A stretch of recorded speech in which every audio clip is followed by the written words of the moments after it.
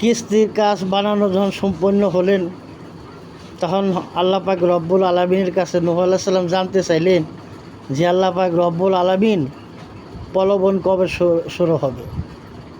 তখন আল্লাহ পাক রব্বুল আলামিন জিবরাইল আলাইহিস সালামের মাঝে জানাই দিলেন যে তোমার চুলা থেকে যেদিন গরম পানি উঠবে সেদিনই প্রলোভন তৈরি হবে। আর যেদিন প্রলোভন তৈরি হবে তোমার উম্মতদেরকে নিয়ে এই কিস্তিতে উঠবে তোমার প্রতি যারা ঈমান আছে, এবং তোমার স্ত্রী এবং তোমার ছেলে ক্যাননকে এই কিস্তিতে উঠাবে না, কারণ এরা তোমার প্রতি ঈমান আনে নাই, তাদেরকে ধ্বংস করে দেওয়া হইব। তখন আল্লাহ পাক রব্বুল আলামিনের হুকুমে যখন নূহ আলাইহিস সালামের স্ত্রী রুটি বানাইতেছিলেন, তখন দেখতেছে চুলা থেকে গরম পানি উঠতেছে।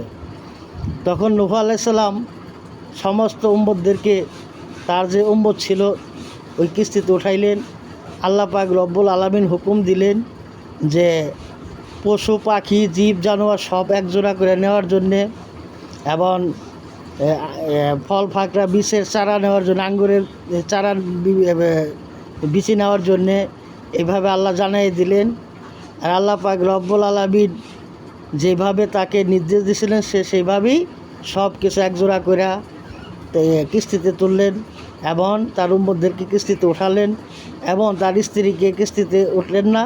এবং তার ছেলে ক্যানন উচ্চ এক পাহাড়ে যে স্থান নিলেন, তাকে ডাকা হইল যে নেমে আসো, কিস্তিতে ওঠো। তখন তার ছেলে ক্যানন জবাব দিল যে আপনার কথা শুনে যদি আমি কিস্তিতে উঠি আমি ডুবে মারা যাবো, আমি উচ্চ এক স্থানে আছি, আপনি এখানে আমি হেফাজতে থাকব। তখন নূহ আলাইহিস সালাম রাগের বশতে বলছিল যে উঠাই শয়তান, আজকের আল্লাহ পাক রব্বুল আলামিন পাহাড় পর্বত কোনো কিছু স্থির রাখবে না। এর মধ্যে নূহ আলাইহিস সালামকে এক বুড়ি তাকে অনুরোধ করছিল যে নূহ, যেদিন প্রলোভন শুরু হবে সেদিন তুমি আমাকে ডেকো। তো নূহ আলাইহিস সালাম ভুলে গেলেন। যাক, আল্লাহ পাক রব্বুল আলামিন প্রলোভন কোন জায়গাটা কোন সঙ্গে সেই বুড়ি বলতেও পারবে না, কিন্তু নূহ আলাইহিস সালাম তাকে বলার জন্য, উঠাইতে জন্য ভুলে গেছিলেন। যখন প্রলোভন শুরু হইল, এই কিস্তি যখন ঘোরা শুরু করলো, তখন এই কিস্তি ডুবে যাওয়ার উপকর্ম হইল। তখন নূহ আলাইহিস সালাম, জিবরাইল আলাইহিস সালাম নূহ আলাইহিস সালামকে জানাই দিলেন যে এই কিস্তি এই হাতির চেহারায় সুর বলিয়ে শয়তান ইঁদুর তৈরি করে দিছে, ইঁদুরে ধ্বংস করে দিতেছে মালমুক্তা কাইটা। তখন নূহ আলাইহিস সালাম রে হুকুম দিলেন যে তুমি বাঘের চেহারায় হাত বুলাও। বাঘের চেহারায় যখন হাত বুলাইলেন, ওখান থেকে বিড়াল তৈরি হইল। এই বিড়াল সমস্ত ইঁদুর মেরে ফেলল।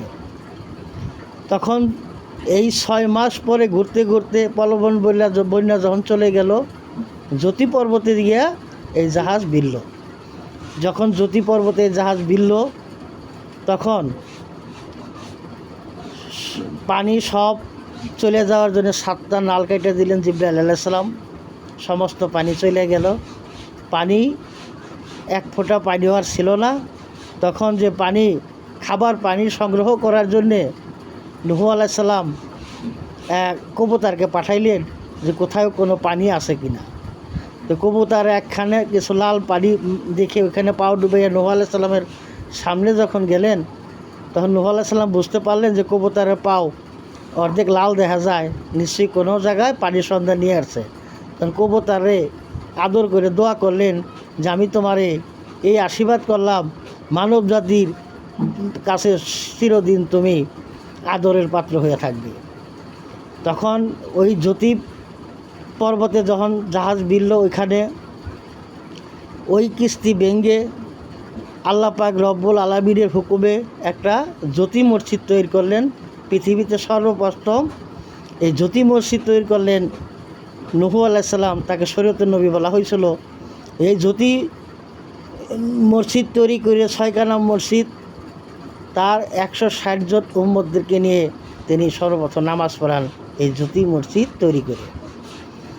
যখনই আল্লাহ পাক রব্বুল আলামিন হুকুম দিলেন যে তোমার উম্মতদের খাওয়ার জন্যে আঙ্গুরের শিকড় রোপণ করো যাতে তোমার উম্মতগণ খাইতে পারে। যখন আঙ্গুরের শিকড় খুঁজলেন, আঙ্গুরের শিকড় খুঁজে পাইলেন না। তখন আল্লাহ পাক রব্বুল আলামিনের তরফতে জানাই দেওয়া হইল যে ইবলিস শয়তানকে ধরো, সে আঙ্গুরের শিকড় চুরি করছে। ইবলিসকে যখন ধরা হইল যে ইবলিস তুই তো আঙ্গুরের শিকড় চুরি করছ, শিকড় কই রাখছ, শিকড় দে।